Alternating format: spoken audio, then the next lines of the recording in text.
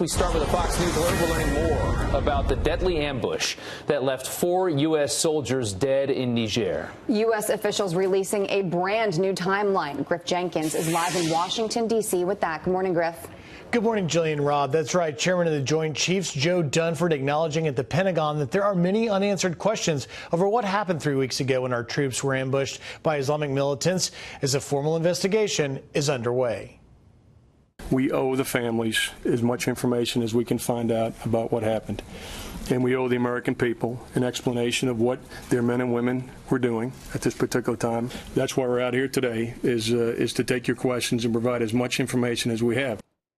Here is the timeline that Dunford laid out. On the morning of October 4th, a group of 12 American troops and 30 Nigerian forces came under attack by ISIS-affiliated militants while traveling some 80 miles outside of the capital. Within minutes, a drone is sent overhead. Approximately an hour after their first contact with the enemy, a call for air support comes. 30 minutes later, French fighter jets mobilize, arriving on location some 30 minutes after that. That evening, the bodies of 3 soldiers are recovered. Then 2 full days after the ambush, on the evening of October 6th, the body of Sergeant LaDavid Johnson is found by local Nigerian forces and turned over to the U.S.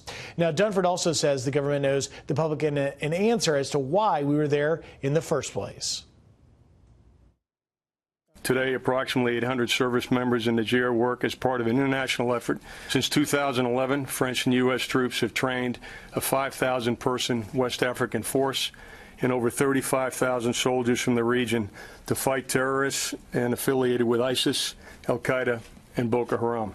And finally, General Dunford notes that U.S. forces in Niger are not allowed to accompany local forces if they expect enemy contact, and there was no expectation on this particular patrol. As for the investigation's findings, he says the first thing they'll do is brief the families in private before informing the public. Rob, Jillian. Still a lot of questions this morning. Thank you, Griff.